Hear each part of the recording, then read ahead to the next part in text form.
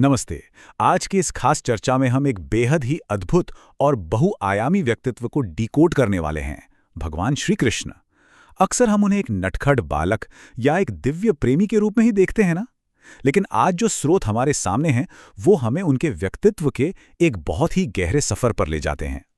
उनके जन्म के चमत्कारों से लेकर बचपन की लीलाओं के पीछे छिपे साइकोलॉजिकल रहस्यों तक, और फिर ब्रह्मांगीय प्रेम से होते हुए उनकी कूटनीति और जबरदस्त रणनीतिक कौशल तक। तो चलिए बिना किसी देरी के इस शानदार सफर की शुरुआत करते हैं। इस पूरी यात्रा को हमने मुख्य रूप से 4 हिस्सों में बांटा है। पहला, अंधकार में हुआ उनका वो चमत्कारिक जन्म। दूसरा, बचपन की लीलाओं का असली रहस्य। तीसरा, राधा कृष्ण का अद्वैत प्रेम। और अंत में एक कूटनीतिज्ञ और धर्मरक्षक के रूप में उनकी भूमिका। तो आइए सबसे पहले बात करते हैं भाग 1 की, अंधकार में चमत्कारिक जन्म। जरा मथुरा के उस घने अंधेरे कारागार की कल्पना कीजिए, जहां हर तरफ सिर्फ भय और अत्याचार का राज था। वहां एक बहुत ही खास अंक उभर कर आता है, 8। हमारे स्रोत स्पष्ट बताते हैं कि श्री कृष्ण भगवान विष्णु के 8वें अवतार थे और साथ ही देवकी और वासुदेव की 8वीं संतान भी। और वो भविष्यवाणी तो याद ही होगी, वही जिसने तय किया था कि ये 8वीं संतान ही क्रूर राजा कंस के विनाश का कारण बनेगी। इसी डर से तो कंस ने पिछले 6 बच्चों को बेरहमी से मौत के घाट उतार दिया था। फिर आता है वो समय, भाद्रपद मास की वो भारी बारिश वाली आधी रात, जब उस कड़ी सुरक्षा वाले कारागार में श्री कृष्ण का जन्म होता है। और जन्म के कुछ ही समय बाद, बिल्कुल किसी चमत्कार की तरह, जेल के भारी भरकम दरवाजे खुद ब खुद खुल जाते हैं और सारे पहरेदार गहरी नींद में चले जाते हैं। भारी बारिश और उफनती यमुना को पार करते हुए वासुदेव जी गोकुल पहुंचते हैं, जहां देर रात यशोदा के शिशु से इस नवजात की अदला बदली होती है। ये पूरा घटनाक्रम अपने आप में किसी थ्रिलर से कम नहीं है। और इस रात का समापन होता है एक और बड़े चमत्कार के साथ, योग माया की उस सख्त चेतावनी से। जब कंस उस बदली हुई बच्ची को मारने के लिए जेल पहुंचता है, तो सोचे क्या होता है।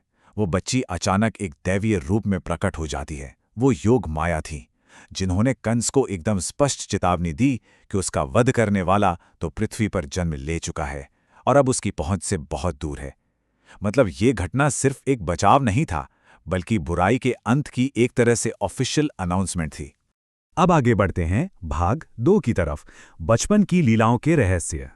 गोकुल में भेजे गए राक्षस सिर्फ कोई पुरानी पौराणिक कथाएं नहीं हैं। अगर गहराई से देखें तो ये इंसान की आंतरिक कमियों के ही प्रतीक हैं। जैसे पूतना अज्ञानता और एक पाखंडी गुरु का प्रतीक है। शक्तासुर हमारे पिछले जन्मों के कर्मों के भारी बोझ और आलस्य को दर्शाता है। और तृणावर्त वो मन की चंचलता और रजोगुण का प्रतीक है। असल में ये जो लीलाएं हैं ना, ये हमारे अपने भीतर के राक्षसों पर विजय पाने की ही रूपरेखा हैं। यहाँ पूतना की कहानी में एक बहुत ही अद्भुत बात सामने आती है। स्रोत बताते हैं कि जब उस भयंकर राक्षसी पूतना का दाह संस्कार किया गया, तो उसके शरीर से जलने की दुर्गंध के बजाय चंदन और अगरू जैसी मधुर सुगंध आने लगी थी। ऐसा क्यों? क्योंकि श्रीकृष्ण ने उसके विषय दूध को पीकर उसे उसके सभी पापों से हमेशा के लिए मुक्त कर दिया था, उसे परम सद्गति दे दी थी। ये हमें बताता है कि जब ईश्वरीय चेतना अज्ञानता का नाश करती है, तो वो उसे पूरी तरह शुद्ध भी कर देती है। तृणावर्त की घटना का भी ऐसा ही एक गहरा अर्थ है। ये राक्षस एक ऐसे भयंकर बवंडर के रूप में आता है जो चारों ओर धूल उड़ाकर आंखों को बिल्कुल अंधा कर देता है, एकदम हमारे बेचैन और भटकते हुए मन की तरह। फिर श्रीकृष्ण हवा में उड़ते हुए अपना वजन एक विशाल पर्वत के समान भारी कर लेते हैं, और अंत में वो राक्षस ईश्वरीय चेतना के उस भारी वजन से ही कुचलकर मारा जाता है। इसका सीधा सा मतलब है कि आध्यात्मिक सत्य के उस भारी एंकर से ही मन की इस बेचैनी और भटकाव का गला घोंटा जा सकता है। चलिए अब इस चर्चा के तीसरे और बहुत ही खूबसूरत पड़ाव पर चलते हैं, भाग 3, राधा कृष्ण का अद्वैत प्रेम। अक्सर लोग इस प्रेम को एक साधारण सांसारिक रोमांस समझने की भूल कर बैठते हैं, लेकिन हमारे स्रोत इसे ब्रह्मांडीय एकता और शुद्ध चेतना का प्रतीक मानते हैं। इसकी असली कुंजी निष्काम प्रेम में छिपी है।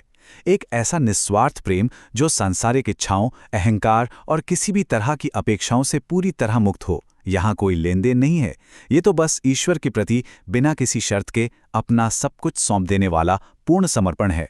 अगर इसे दार्शनिक दृष्टिकोण से देखें तो राधा जीवात्मा यानी हमारी समर्पित आत्मा का प्रतिनिधित्व करती हैं, और कृष्ण परमात्मा यानी सर्वोच्च ईश्वरीय चेतना है। तो जब हम रासलीला के बारे में पढ़ते या सुनते हैं तो वो सिर्फ कोई नृत्य नहीं है। ये वास्तव में आत्मा का परमात्मा के साथ पूरी तरह से विलीन होने और सर्वोच्च आनंद प्राप्त करने का एक बहुत ही गहरा आध्यात्मिक रूपक है। और यहीं से निकलकर आता है राधा भाव का सिद्धांत। श्रोत इसे भक्ति की बिल्कुल सर्वोच्च अवस्था मानते हैं। राधा भाव का मतलब क्या है? इसका मतलब है हर काम करते हुए हर पल दिल में निरंतर ईश्वर का स्मरण रखना और पूर्ण समर्पण की भावना में जीना।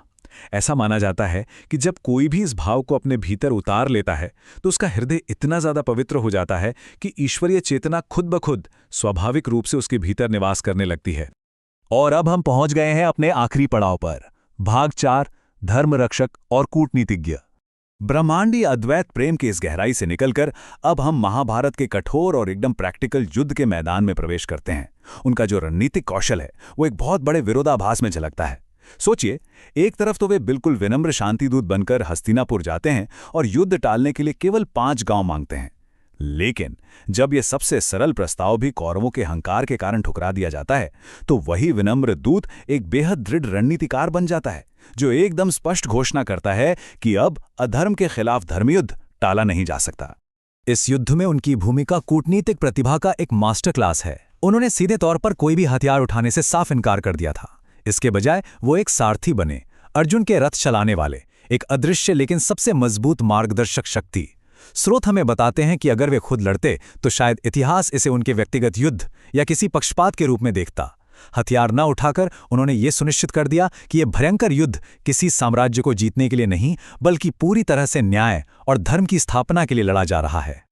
और याद है ना, इसी कुरुक्षेत्र के मैदान में भगवद गीता का जन्म होता है, जब अर्जुन अपने ही रिश्तेदारों, अपने गुरुजनों को सामने देखकर मोह में पड़ जाते हैं और हथियार डाल देते हैं।